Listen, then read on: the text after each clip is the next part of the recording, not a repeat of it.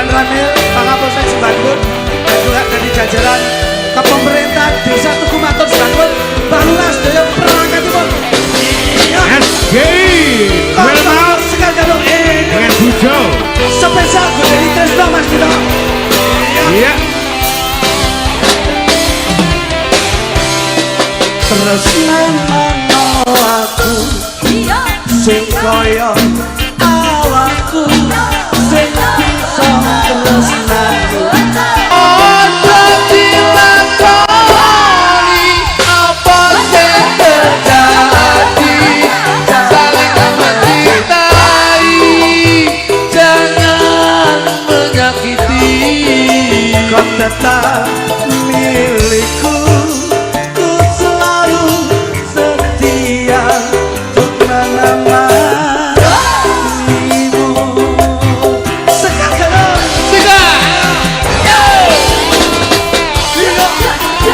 spesial kagem kocok-kocok kocok-kocok pemuda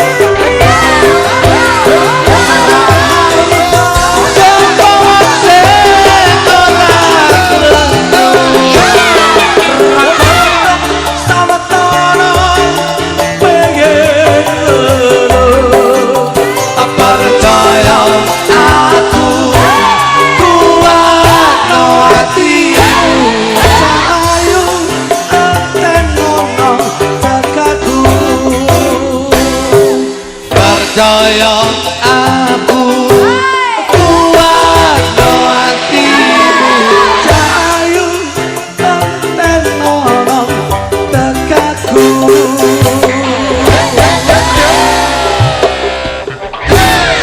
iya terima kasih Campur Sari Segidu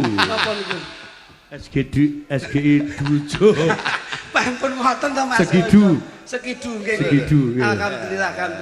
Alhamdulillah. Assalamualaikum warahmatullahi wabarakatuh. Waalaikumsalam warahmatullahi Alhamdulillah. Matun bantuan Mas. Dalu niki suwan Kyai Tugu alhamdulillah mudah-mudahan Tugu akan menjadi percontohan desa-desa sekabupaten Tulungagung. Tepuk tangan untuk masyarakat Tugu. Ya. Melok lho Mas. Saestu kaya-kaya meri Mas. Tulungagung itu kegiatan apapun selalu gelar budaya, selalu ngestarekke budaya, mboten kok cerita tok, mboten kok umuk tok, mboten kok sombong. Ning membuktikan bahwa selalu menjunjung tinggi harkat martabat budaya Indonesia. Nah, lek pun kaya ngoten sing untung sinten? Nggih, kanca-kanca seniman seniwati. Ya, tegese nguri-uri ya nguripi. Lah iki. Nah, nggih. Mula alhamdulillah salam taklim kula kagem Mbah Lurah. Sedaya perangkat kadherekaken jajaran Forkopimcam sedayanipun ingkang lenggah dalu menika. Tapi harus kita ingat Mas Minto, kesuksesan pentas malam hari ini, kesuksesan pagelaran wayang kulit malam hari ini tidak mungkin sukses kalau tidak tersupport atau terdukung masyarakat wonten ing Tugu. Betul. Dadi suksese pagelaran krana Karena didukung masyarakat sepenuhnya. Leres, alhamdulillah.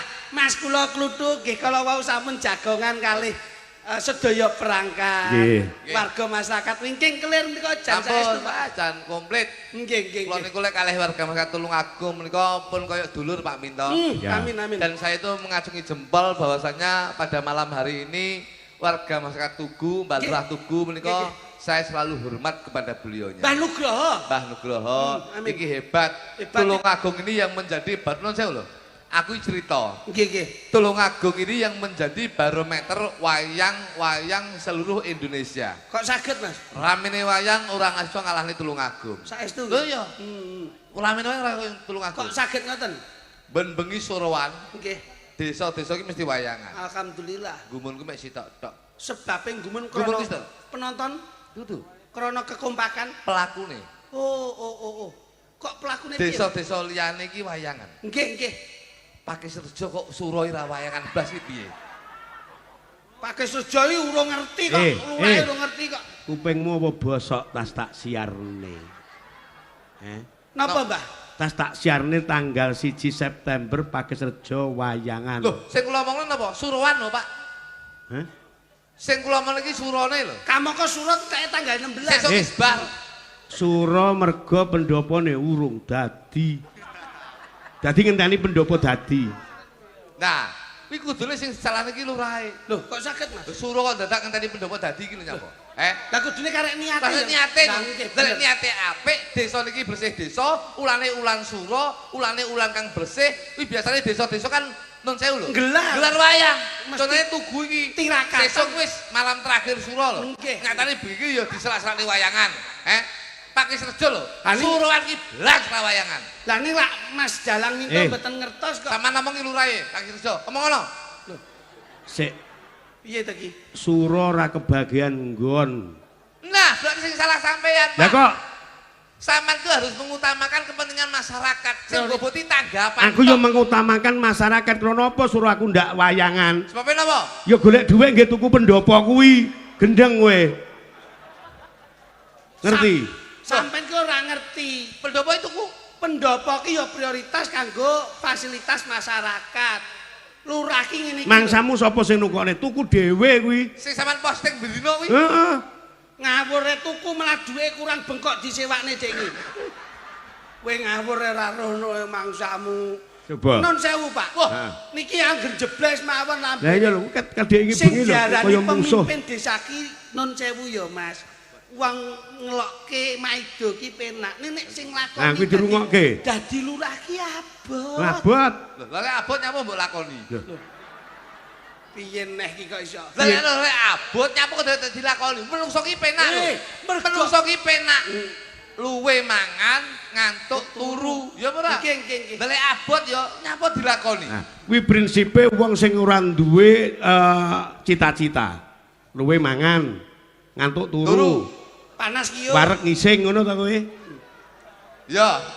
Lah iya wong ora duwe prinsip ndak duwe cita-cita ki ngono kuwi. Terus sampean. Loh, Hah? panjenengan pun nate panggih Mbah Lurah Pakai Serjo to. Hah? Tulung temokno.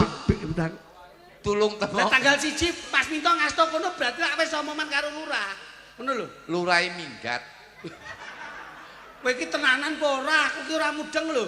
Soale doh kono doh kene iki ngertiku ya nek kene Mbah Tugu pirsa, Mbah Nugroho ngerti. Heeh. Lah nek nglerek sithik Mbah Samir ngerti rada ngulon. Terus nggon Pakai Serjo sinten Pak ingkang lenggahi, Pak? Sing lurah. Nggih. Heeh. Tak wongi. Nun, Kowe iki ora paham kowe. Lurah Pakai Serjo ya sing mrongos ning kono kuwi. mosok ki lurah to, Ya Mas? kuwi lurah. Lho kugene mbok lolokke ngawur wae. Ngawur wae kono yo ngrangkep dadi lurah. Aku nek sing ngelokne wong ndak waras ndak masalah. Lek wong waras aku mesti nesu. Nyuwun pangapunten lho, Pak. Sik. Berarti jenengan ngelokne kula napa? Ora waras. Berarti aku edan. Edan. Sampan yo melu edan. Lah ngopo? Lah ngerti nek dagelan edan sampean jak. Wong Aku mana loroke Mbah Lurah Tugu to, Mas. Nyuwun Mas Dujo neng kene kon dagel. Coba. Terus Ya yo wis kon dagel. Ha sik apik-apik Mas Minto lho. Sampeyan ki paling tidak. Lha nyapa apik-apik? Lho, sampeyan teko wong tok. Rekasane Mas Minto ki sik ngopeni yoga. Piye dirungokne Sik kuwi? ngopeni sinden, ngopeni posisi, ngopeni tukang son, ngopeni peniti, sik nggawa panggung, Lah. sik nggawa lampu. Ki lho, lek Pai bijaksana tamu- ngene iki. Pai tamu apa? Aku nglenggana kok sadar diri. Lah kowe dagele sak jam luwih saiki kok maido contongmu ki lho. Lho, Iki panggung rungokno. panggunge sapa? Resikone dalang nggawa wayang, nggawa mangkara, nggawa gamelan sound system, nggawa sinden, nggawa yoga, peniti. Nggih, Coba. Mas. Jajal Nang iki. sewu Pak Minto. Yoga ya penting, waranggana ya penting, Nggih. musisi ya penting. Tapi sampean kan ranggawa sing luwih penting pagelaran bengi iki. Lho, Ning iki tanggung jawabku Tanggung iki. jawab, yoga ya penting, waranggana ya penting, musisi ya penting, sound ya penting. Tapi nek sing luwih penting tapi sampean ra gelem nggawa dhewe. Apa? Debok. Apa nek dalang terus ini kon usung-usung debok ngono apa nek? Lah kowe nek di sapa kak tanggane lak ya lho, Pak Lurah Minto saiki arepe bakul tempe to. Lah coba. Ngono. Ayo. Ya apa ora? Ning lak lembah mana? Lembah mana apa? Sik Mas. Jenengan niku Kyai Sepuh. Kula tahu jenengan nyapa? Piantun piye? Kyai Sepuh. Tak omongi kowe. Tugu Rejo ki tangga desa karo Pakis Rejo. Nggih. Nun sewu, kudune silaturahmi yang kuat dengan warga masyarakat Tugu Ditanamkan. kudune ditanamkan yang erat yang kuat. Leres. Ditanggap tanggane dhewe lho. Nggih. Kok kemlinti sombong iki lho Pak Minto ngono. Sombong piye wong rega ya ora kaya liyane. Ora perkara regane, leh tapi- mayang apa njaluk lakon. ora perkara lakone. Lah kok sombong? Silaturahmine kuwi lho. Kemlinti piye? Kemlinti ditanggap kok malah madhep rono ra gelem madhep rono ki. Sik. Kowe tau ndelok wayang apa ora? Liyane aku tau ndelok wayang ora? Tahu Pak Minto. Lah ya tau apa nek dalang terus madhep rono ngono jajal. Dalang ki lumrahe nek trah saka Kulonan, Surakarta Hadiningrat utawa Yogyakarta Hadiningrat kuwi tatanane dalang ya madhep rono. Lah. Nek dalang madhep rono kuwi Ki lho, dalang. sing ngerti. Kowe iki melu budaya pirang wulan to kowe kok ora paham. Isine kok mek maido turan dik bengi aku jane sik mangkel mami tak titen ana nang tugu sesuk aku. Lah napa, Pak? Wingi ning Sidorejo aku anyel karo kono. Sampeyan ki ya ngono Aku kuwi. ya pegel karo kuwi ya. Lah nyapa? Ya pegel lho. Pak aku iki Pak Minto ngendikan to. Nggih. Jo tanggal 15 main ning gone Tugu. Nggih. Awake dhewe persiapan tanggal 13 awakmu kudu mara ning omahku. Nggih. Ya to? Nggih. Engko awake dhewe omongan, engko nggih bahan apa materi apa. Jagongan kepenak. Tanggal 13 dini aku mara ning daleme Pak Minto. Pakai serjo. Lah kok malah nun sewu lho. Pripun Mas Luduk? Nun sewu lho. Nggih, nggih. Aku mara ning gone omahe, Heeh. wis selawange ora enek. Bojone mengo. Kuwi Lho, ki piye to ki? Piye? Sampai nak semadosan kali Pak Minto. Minto. Lah iya. Tanggal 13. Tanggal 13. Mara ning dalem kono. Dalem Pak Minto. Terus Aku mara rono lah kok lawange ora enek bojone mengo. Loh. Akhirnya aku wis Lah ngono iki jajal. piye njejeling. Apa ora nyepelekke ngono iki? Lawange rene bojoku mengor, mas aku bojoku mengo terus ngono ya. Ukaramu kliru. Sing bener iki sampean rono lawange ora enek, bojone mengo. Ayo. Bu lawange mengo bojone ora enek. Bojoku mengo. Nyapa ndak kok leboni? Wah niki ya geseh kian. Wong bojo kok kon leboni wong pripun Iki lho to, Pak? bocah kocolok lho. Mas, sampean ki dianggep anak iki kanggepen Nah, karepe Moh! ngono lho. Moh aku lek di bapakku iki moh aku. Moh, Moh. moh aku yo moh dagelan kowe. Ngantek kowe nembang nganggo perabotku titenono kowe. Mikir ra gawa Gawa. endi? Iki Diingi ora gawa diingi. lha iki nyilih kok.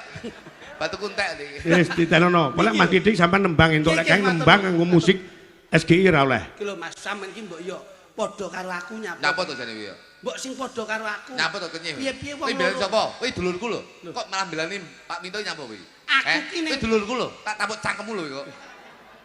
Kula niku teng-tengah, Pak. Heeh. Kula nggih nganggep panjenengan kaya bapak, Lah, kula iku lho. nganggep iki nggih kaya Lah, iya. tuwa. Ning sak ora-orane sampean karo aku mbok sing padha. Ora sepadha lho. Lho, nyapa? Ora sepadha beda. Beda. Siji kuning, siji ireng kok. Sampeyan kudune bersyukur karo wong ireng lho. Lah ngapa? Mergo nek wong kuning, mergo nek wong ireng. Ya apa ora? Mergo enek wong kuning. Mergo nek wong ireng. Dasar sampean jejer kasih luwih kuning, sampean kita ireng. Ya apa ora? Hah? Undang-undine ngoten, Pak.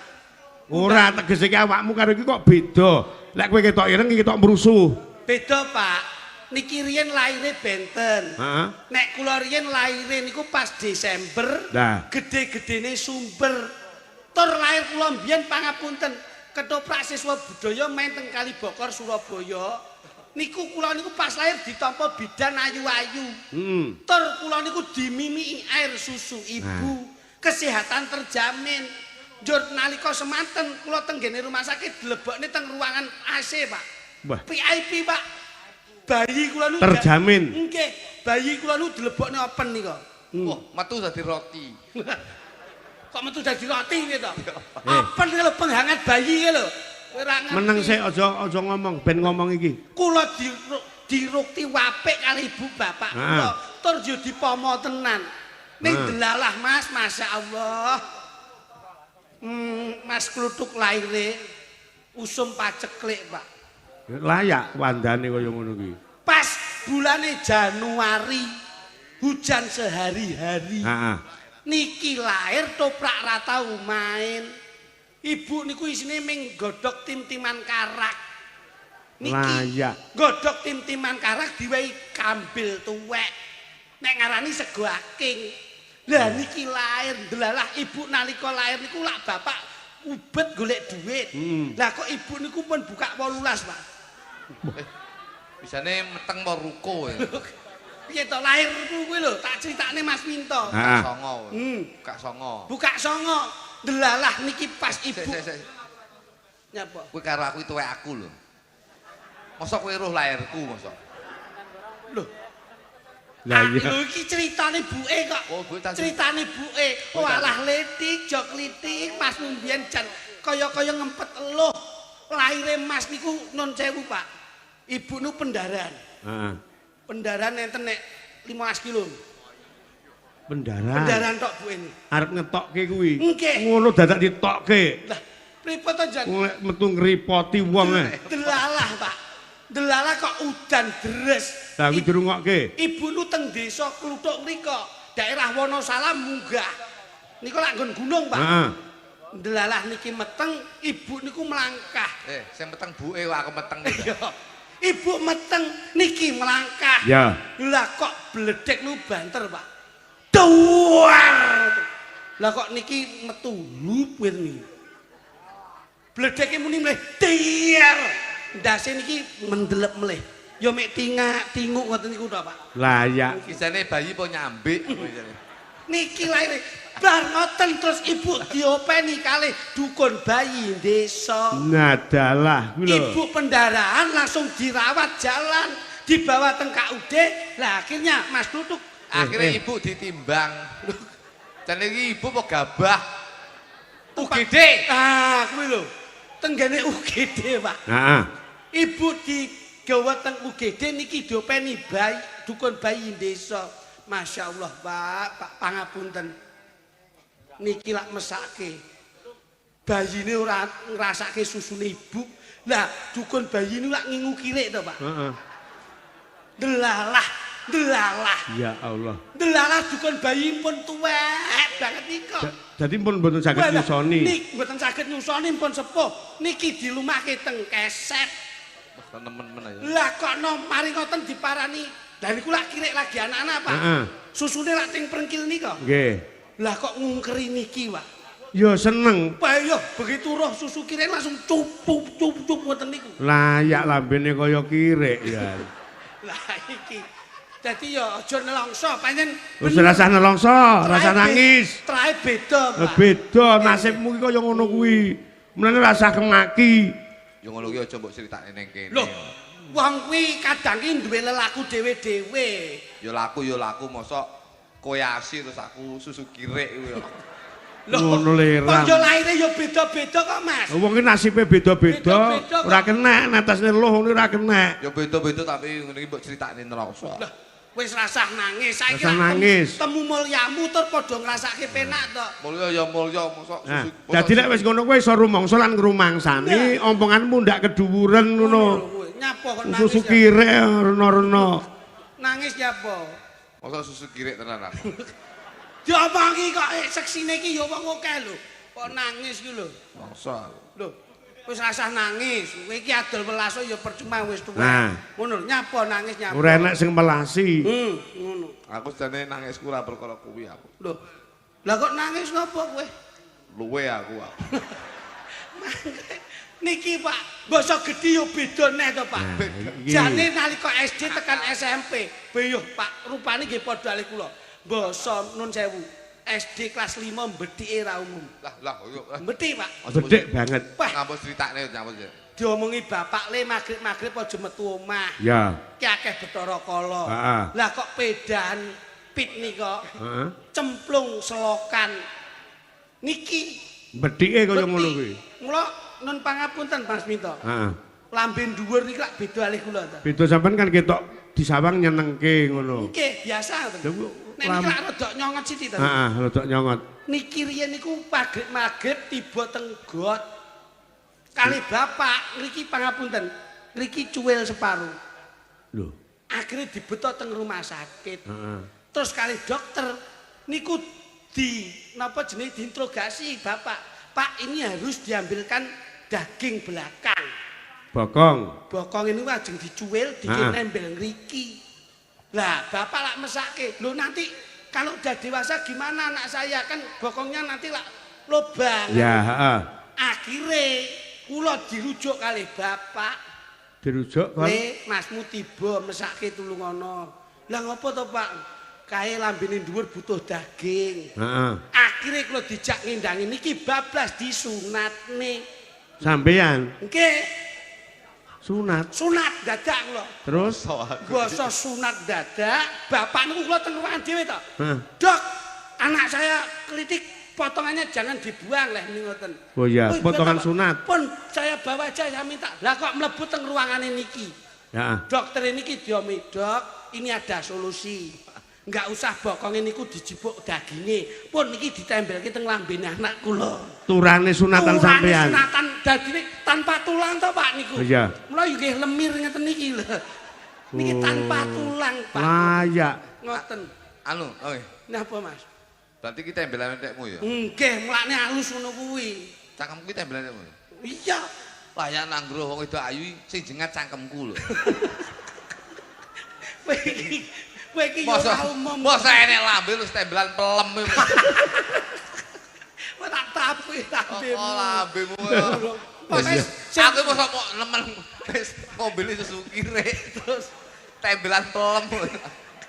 kowe ra sembrono. Dene cangkemku ora tau. Mas Minto lho sing marahi gregeke Mas Minto lho. Wong aja ngono. Wong ngene lho, Pak. Ngono. Bersih desa ning Tugu. Muga-muga sedaya warga masyarakat Tugu pinaringan berkah barokah saking Gusti Allah Taala. Wis tak omongke sore mau. Lagi. Lagi dicontoh, Pak. Kula niku nun sewu. Tugu ini menjadi barometer. Kita itu sudah jarang melihat patung BBKBN. Iki lek mbiyen ngarani KB. Keluarga bercelana iki. Aduh.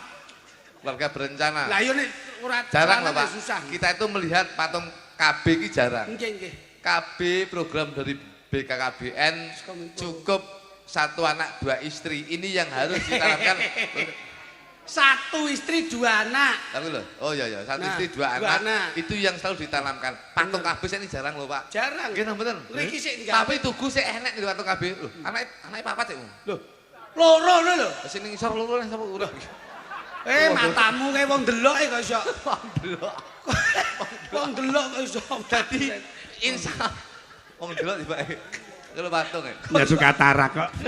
Tadi muga-muga Tugu menika dadi desa sing gemah ripah los jinawi Amin. ora bakal kekurangan sandang pangan ping papan. Alhamdulillah amin. Puskesdes, pos kesehatan desa ini melayani masyarakat. Masyarakat ini yang penting sehat. Lek wis sehat insya Allah bermanfaat. Amin. Insya Allah bermanfaat bagi masyarakat. Insya Allah nyambut gawe manembah marang Gusti Allah Subhanahu wa taala. Insya Allah kabeh selamat donya lan akhirat. Uripe saya nikmat. Nikmat. Nah niki Menika Pak. Tugu Pak Minto. Bener lho Pak Minto? Iya. Ya. Pak Minto. Aku surasa mbok kandhane paham ngono kuwi. Balai desa ini wombo ya Pak Minto. Loh. Niki Kayak masjid lho Mas. Masjid niki lho bali desane teng mriki. Begini maksudnya. Kowe iki ora tau sapa rene kok iso. Urung dicet, urung Masjid. dicet. Balai desa ini urung dicet. Lho. Korong dicet niki lho daleme bal desa ngriki lho. Leki. Ayo kuwi tanggane. Sebabnya apa kok balik desa ki rung kober ngecet? Sebabe ya karena repot, Mas. Ora. Mergo anggarane kena Koperasi Merah Putih ki rada dadi Ya beda kok iso mangsane ngono. Sing penting tugu niku tegese T U G U. T ki tekun manembah marang Gusti Allah Subhanahu wa taala insyaallah warga masyarakat Tugu pinaringan berkah barokah sedayanipun. Usaha untuk mencerdaskan bangsa itu yang selalu diutamakan. Muga-muga generasi bangsa oleh Tugu kene iki migunani tumrape nusa bangsa lan agama lan bekti karo wong tuwa. Ya. G Gagasan dan ide itu sebagai pemerintah daerah, pemerintah pusat dan pemerintah desa insyaallah akan mensejahterakan warga masyarakat semuanya. yang terakhir hurufnya U. Umum. Jadi kepentingan apapun warga masyarakat kini ki, pemerintah kini ki juga untuk umum. Lebih baik mementingkan kepentingan umum daripada mementingkan kepentingan pribadi. Amin. Mbah Lurah menika. Mbah Nugroho.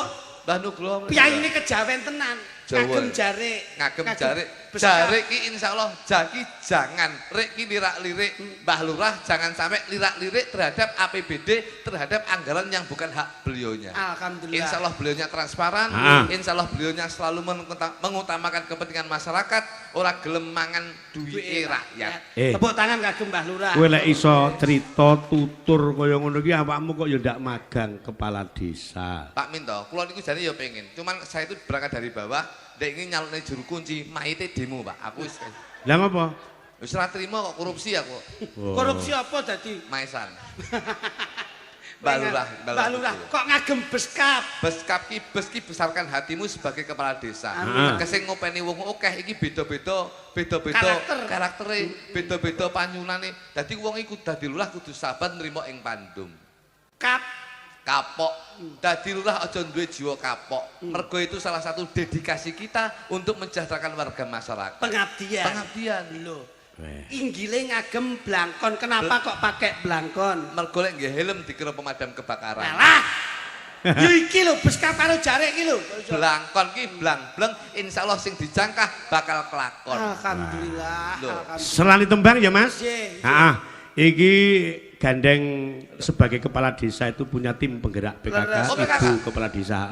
Ki Mars PKK diaturke. Sampai sekarang ada ya, Pak ya? Wadah. PKK? Bojone mek Ono. Bojone kluthuk niku Ketua PKK. seminggu 3 kali, Pak. Senin PKK, Kamis PKK, Minggu PKK. Apa wi? Lho PKK. Ngatek kula niku nun sewu tidak ada waktu untuk saya. Sak awakmu lho kok kerep men dipekek-pekek nih aku iku. Yo PKK wae ora usah nggih pekekek kok iso. PKK Ibu Yo, kaya ngapa?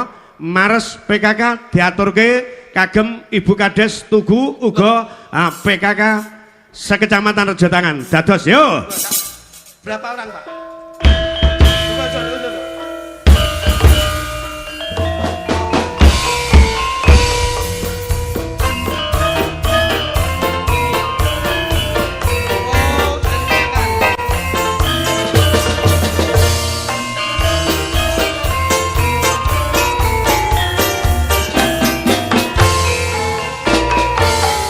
Marilah semua rakyat Indonesia,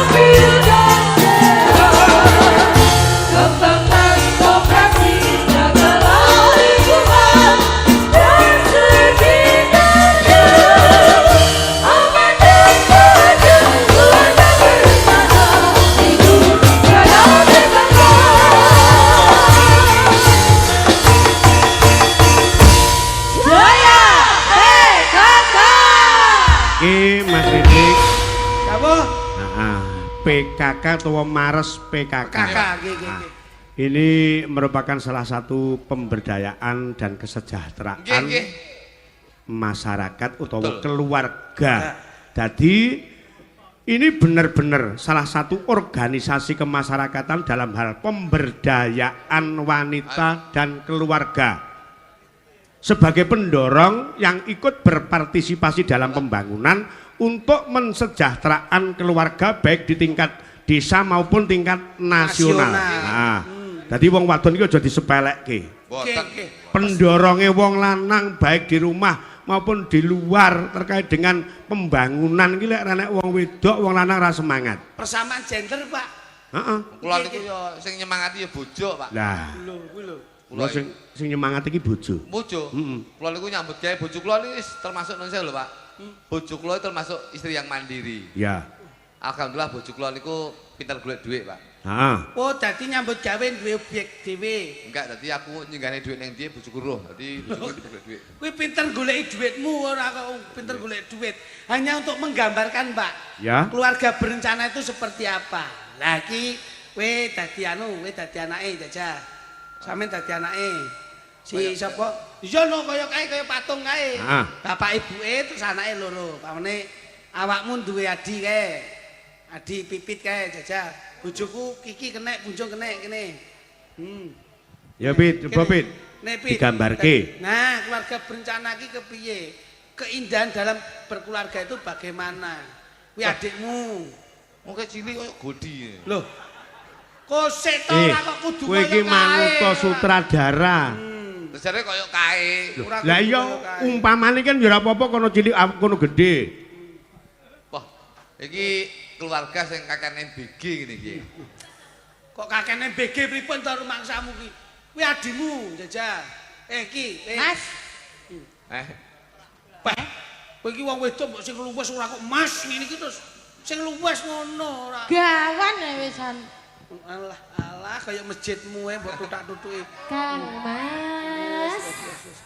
Pripun Mas? Kowe dadi bojoku, kowe dadi anake. Kang, mbok ya dhewe wayu. Nyapa? Nyapa? Dadi apa aku? Kowe dadi mase. Iki dadi adike. Adik. Ngono. Aku adik. Kowe tekomu keri. Tekomu keri sik kono. Kowe tekomu keri sik. Ya ya. Wong dadake Mas. Mas, Jawa Timuran Mas, Jawa Timuran. Jawa Timuran. Tungtak. Sarep.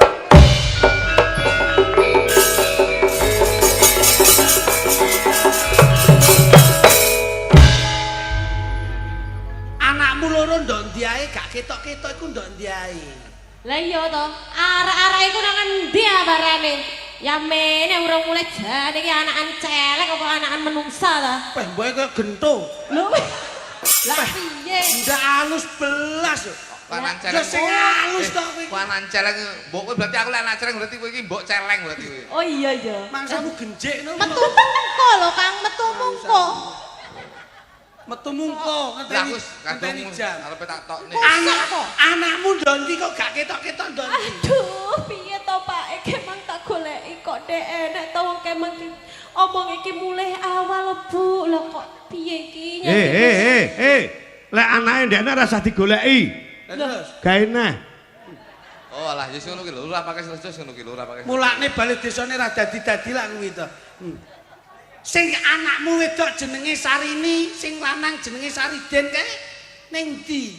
Waduh, kemang ki lek pamit jarene ki ngemol ngono lho. Lodro kok enek ngemol barang iki.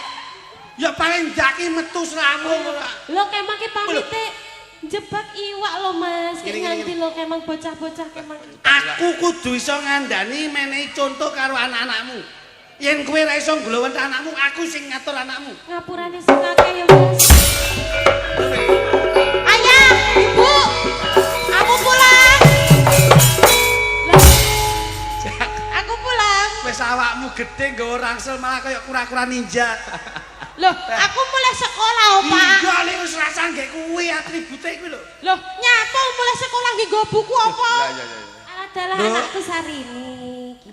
Iya, Mbak. Masmu ning ndi kok ora ketok ki ning ndi? Kamu kok masmu tak kongkon ngawati sampean lho. Mau budale mangkat karo aku wae, Pak. Saiki mendem terus. Mau budal mendem terus semayanan karo lek Paidira nama jarene arep udu nomer ngono. Wah, berarti kumpul-kumpulane gembos ngene iki dadi. Heeh. Wes kene.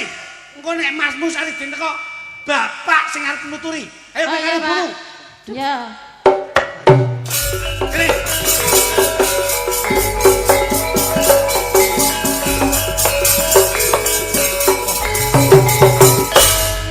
Aduh, sing sabar ya nduk ngadepi bapakmu. Rene. Kowe tak dadekne gantine bapak lho, Kok ora iso ngawat-ngawati anakmu? Jajali. Anakmu ora iso mbok awasi. Kok anakku itu adikku, Pak. Adik, Pak, adik. Adik. Oh lah iya, Adik. Nyicil Bapak. Bapak Iki lho, mari Mas minta mung gawe adik neh ngono kuwi mah lho. Ketularan aku. Ayo. Kowe dina iki karo Dek iki ning ndi ae? sinau, Pak. Sinau apa sinau? Sinau. Tak tung. Lho, druk rucilan lho. Rucilan kok. Nah. Dek iki anakmu mbok kowe dhek pira? Tak wenehi dhuwit 150, Mas. Duitmu sik. Tasik. Rene. Wis pirang-pirang dina bapak wis entuk kabar ora enak. Adimu mulai dhewe. Jane mbok tinggal iki. Sekolahan, Pak. Piye? Tinggal sekolahan. Sekolah apa sekolah? Sekolah, Pak. Aja ngisi-sini bapak lho. Iya, Pak. Bapak iki ning kene dadi tokoh masyarakat. Nggih. Ibumu tak calonke dadi bendahara desa. Saiki nganti kedadean piye, Desa? Ayo. Ngaku ora? Nggih, Pak. Jare ndine. Aku ya. Ayo Rene cedek bapake. Kandhani anakmu. Piye kok Le? Kowe kok ngisi-ngisini Simbok. Simbok iki lho. Wis ora arep dadi kepala desa mosok duwe anak tukang dolanan jiki. Masa anak nyasar mboke. Kowe kena ora kandhani. Ya, Pak. Tunggu. Dangan. Ora ngerti bapak ki sapa? Mosok lali karo awake dhewe. Lho. Iki lho kepala desa. Yen dina iki kowe nganti ora ngaku tak ajar ning omah kene. Kowe dek iki ning ndi? Adu pitik, Pak. Piye? Acu pitik. Duit pira-pira mbok entekne. Delon adimu mbok apusi awake nganti kuru.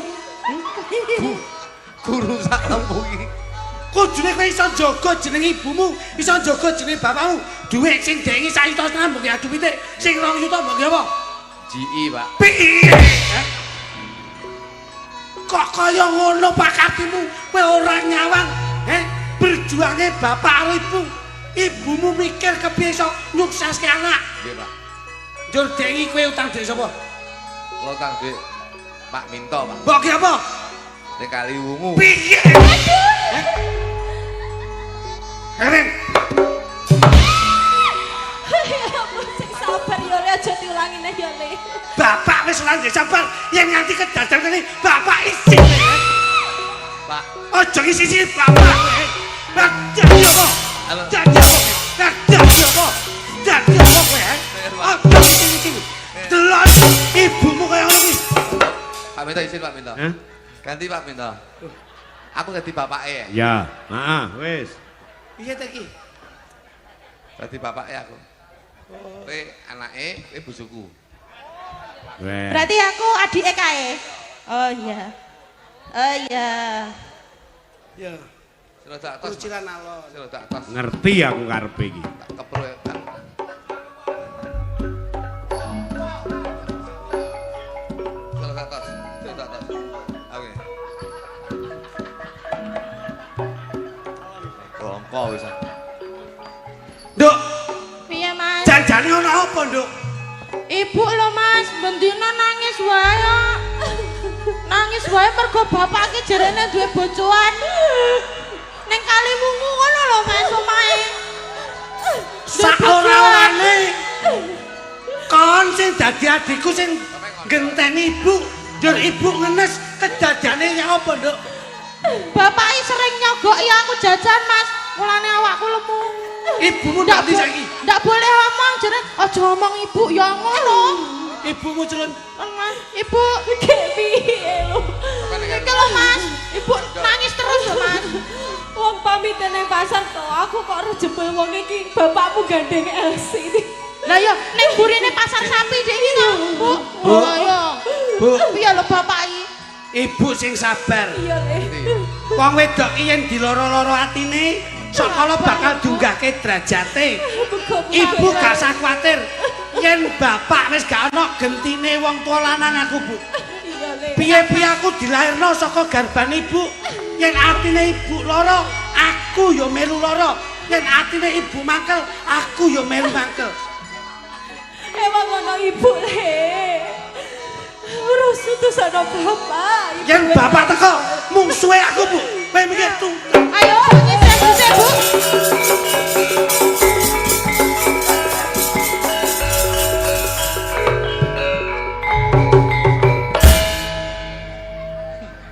Tutuk omah gawanane wis ngene iki. Anu wis ini rada macet.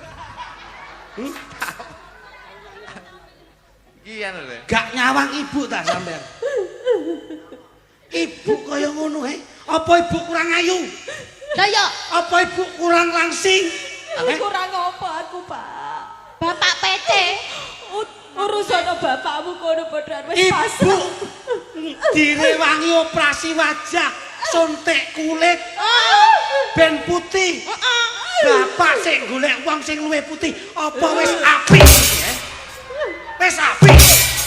Atine ibu kaya ngapa? Penak bapak.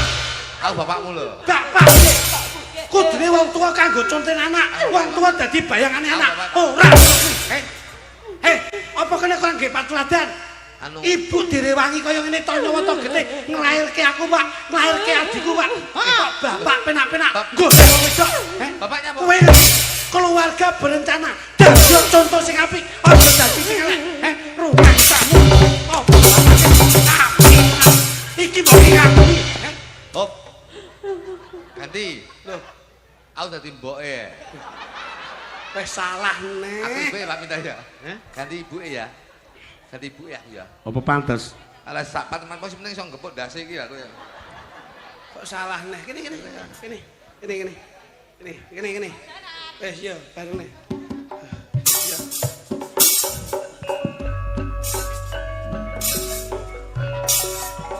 Yo. Piye?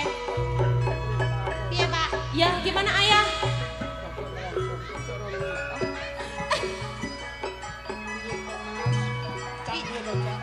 Cak, piye to, Cak? Ana apa, Dik? Mbok kok ora mulai-mulai to, Cak? Lah iya. Bapak bar tinggal telung dinane ke ibu parane nyati. Karo. Sik sabar ya, Nduk. Sik sabar. Sing sareh iya, aja Cak. kemrungsu. Wong urip iku gak apik kemrungsu. Yen kon arek loro kemrungsu gak nyelesekno masalah. Apik lan eleke keluarga iku kudu ana sing nata. Tapi aku isin Cak. Bendina mboke ning pasar kono lho, nang pasar kuno. Krungu-krungu. Ibu kok dadi LC iki piye? Ndaro. Biasane ning kali wungu ngono yo ana. Masa ade dikayani nggih dhuwit panas. Sik. Nduk, Piye, Cak? Supini karo Supiah. Iya. Kon ngerti tak ibu saiki nglakoni apa? Apa? Lho, jarine kon ngerti dhewe ibu ndok ndi? Iya. Nggawa tas. Gawa tas. Dandan. Lah, dhewe iki ibu kaya krungu-krungu didol Pak Minto. Oh, Yo iki. kene. Iki ana sing gak bener iki, Nduk. Kene. Bener. Ganti nih ceritanya. Cacak gentene bapak. Cecek. Nalika semono bapak lara bronkitis. Wis kapundhut dening Gusti, njur ibu kudune malah saya ikhtiar kepiye ben uripe saya penak. Kok kaya ngene men. Yen nganti ibu gak kena taelene, cacakmu sing arep ngandani ibumu. Hei, Wati. Yo. Tak sawange.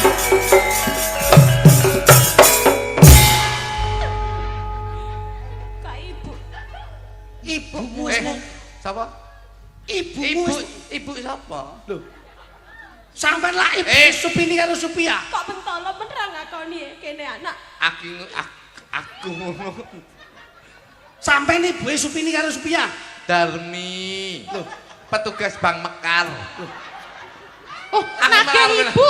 Arepe nagih ibu mbiyen diutang akeh. Wo. Gara-gara ibuke awake dhewe minggat, berarti gara-gara sampean Yudarmi. Heeh.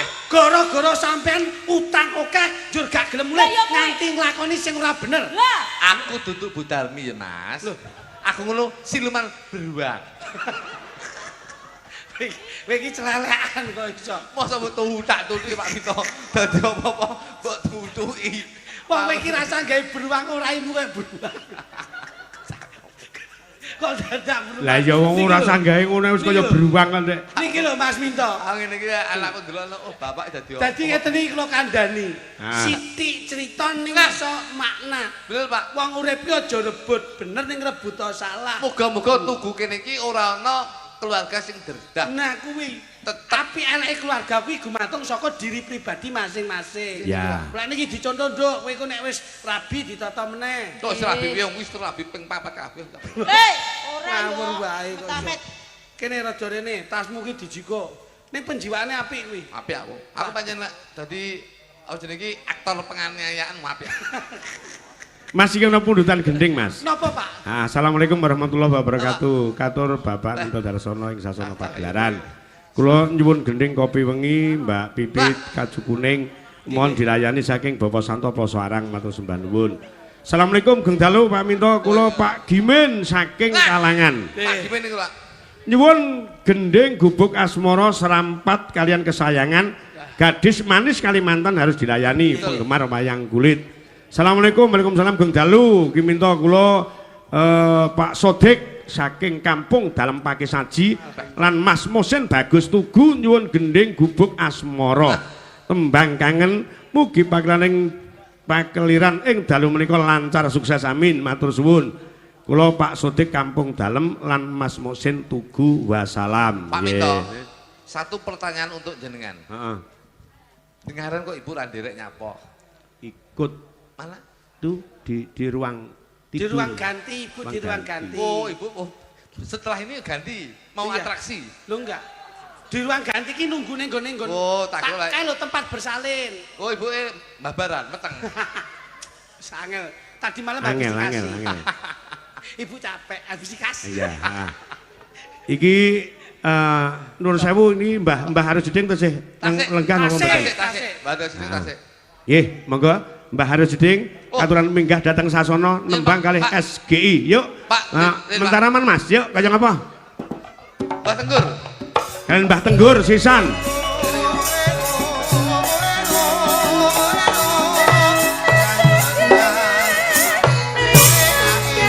Yo, yo.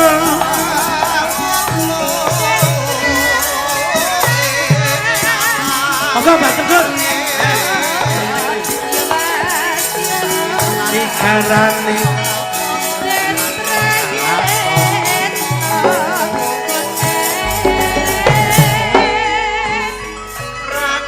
kasuwun sareng-sareng Mbak Tegur kalian pundi Mas Bito.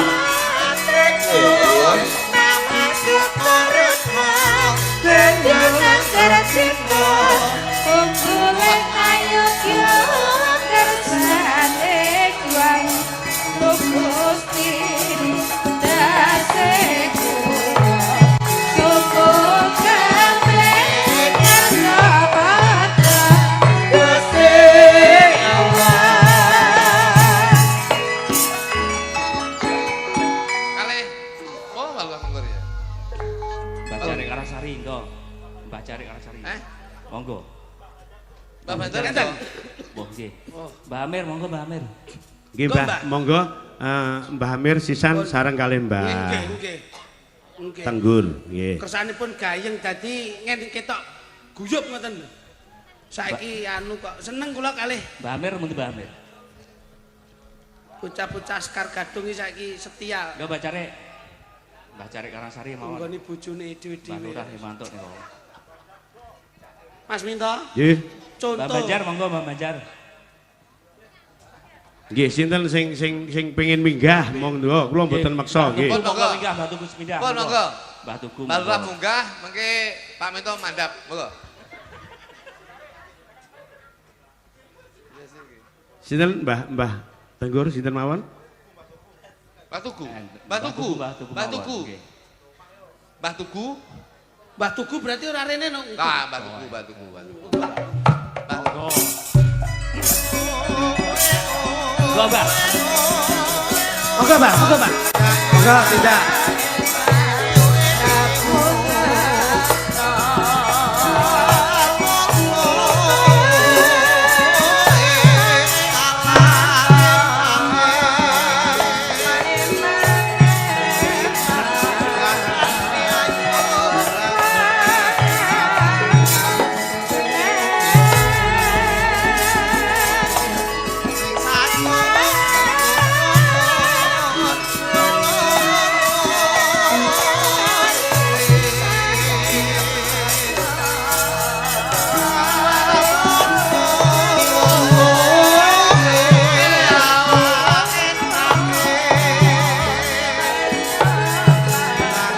Mario Jeding.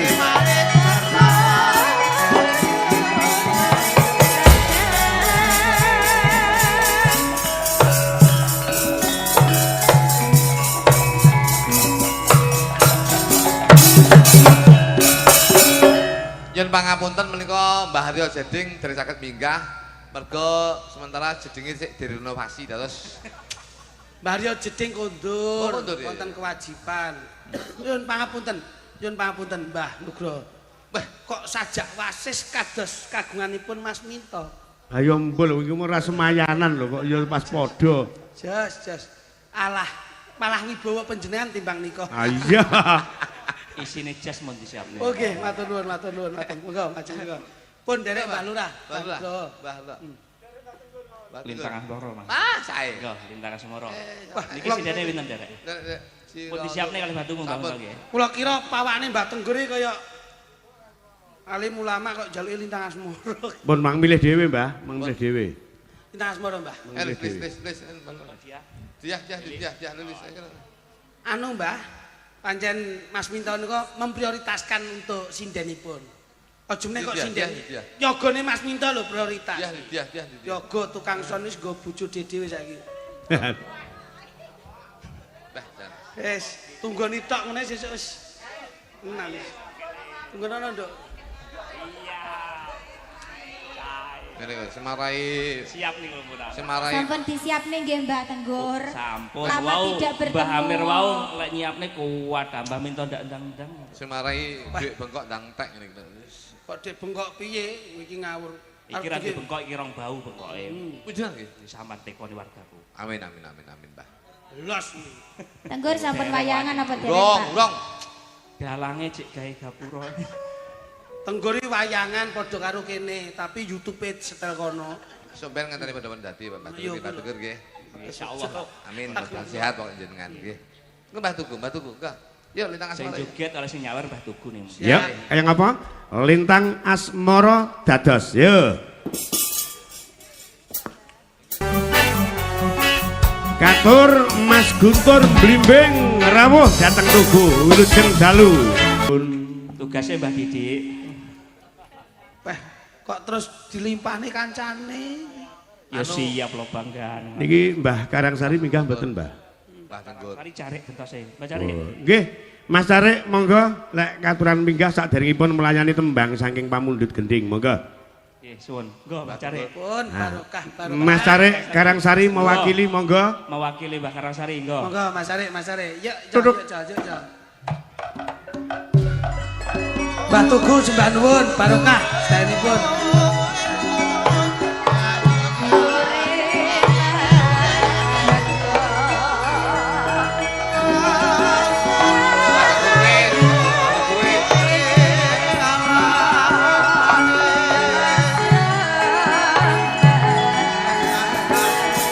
Monggo Mbak Cari. Mbak Cari. Nggih. Mas Tarik Tenggong, kalian Mas Tarik Tenggong monggo. Mas Tarik Karangsari kali Mas Tarik Tenggong karo Tarik Pakis Rejo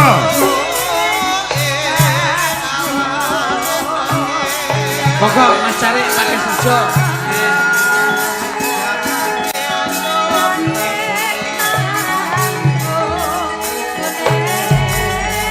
Tenggong Mas Rio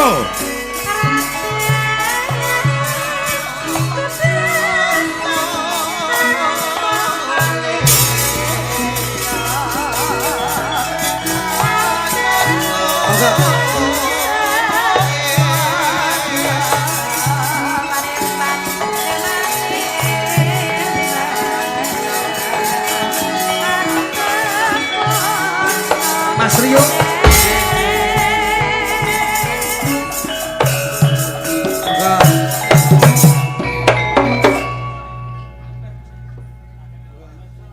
Sip. Monggo Mbah Cari. Ya. Tenggong nggih. Ngaturaken ya? wilujeng dalu sedaya para rawuh nggih. Alhamdulillah saged pinanggihan wonten ing kesempatan dalu menika. Matur nuwun Mbah Dalang. Nggih. Paring kesempatan datang kawula sakonco nyambut hadiripun para masyarakat Desa Tugu lan sekitaripun. Amin. Ugi sedaya penggemar panjenengan. Mugi sedaya ingkang rawuh jinangkung kawilujengan sedaya nggih. Amin. Alhamdulillah. Engkang wigati lagi panuwun panjenengan punggawaning desa engkang sampun kersa berpartisipasi rawuh pergengke swasana ing dalu menika. Amin. Inggih dumawas sami-sami. Nggih Pak Suatu Bayan. kehormatan kebanggaan datang kita sami. Wah janten budaya. Kembangipun apa Mas Tarik kali Mas Rio Mas Rio. Nah, Mas Rio, Nyanyi, monggo. Mas. Piye iki? Lagu nyanyi. Iki dadi MC apa dadi apa? Nyanyi. Nyanyi. wis milih sinden Oh cinta. Oke. Awakmu ae. Aku tak mbaturi ae. Ngono lho. Oh anu. Suatu kehormatan iki. Ya. Dadi Suatu kehormatan. Betul. Iki dagangan iki. Ngoten nggih. Disebarne luasne mumpung nang YouTube iki. Nggih. sing dagangan oh Mas Rio. Mas Rio Mas niku Rio, tasih iya. dagangan. Bujang. Ah, nggih. Jenengan. Kula nggih dagangan iki. Tak dongane muga-muga ndak ketemu jodone. Amin. Pun muga-muga ndak ketemu jodone. Iki dongane wong pirang ewu iki, Mang? Niki wong 7.500 niki 10 dadi siji niki. Setengah berarti. 7,5. Oke. kon milih sapa ngono coba Pun Mas Rio.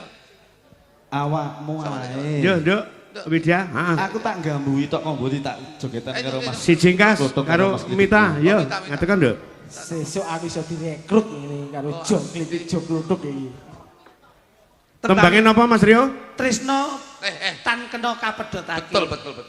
Ah, ya wis cocok pokoknya. cinta tak terpisahkan Ya udah. waduh Iki namung lagu Mbah Minto nggih. Ya, Cara yang lalu biar berlalu, saiki namung lagu. Tresno tan kena kapedhotake. Mengke kula ngejak anu bojo kula Anissa Bahar mengke. Ngono. Wah nika kula nggawa penyanyi dhewe mengke Oh khusus. ya wis cocok lek ngono. Khusus. Nggih, mengke Nggih. lintu kedal sambung malih kali kanca-kanca nggih sedaya. Ngoten nggih, Pak matur Dalang. sembah nuwun Mas Sami Tarik sami. Karangsari Mas Bayan. Mas Bayan Tenggong Alhamdulillah. nggih menika dipun ajengaken pundhutane nggih Mas Lah lajeng napa to? Ha nggih. Menika sedaya wonten menika. kelinci ucul saking Pak Deri Pake Saji, ugi wonten gubuk asmara saking benanipun sapa ki mau? Pak Gimin saking Kalangan. Nah. Nggih, Pak Gimin menika saking kalangan menika wis Yo, gubuk asmarana dhisik diaturke, Nduk, sing sinden loro ngadeg langsung wae. Yuk, dados. Tanpa bawa, yo Mbak Luki karo Mbak Punjung, heeh, yo.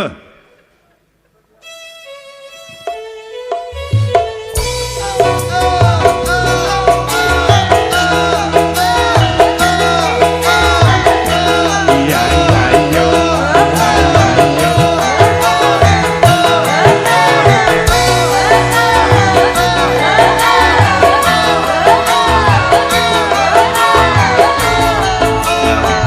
subscribe cho kênh Ghiền Mì Gõ để không bỏ lỡ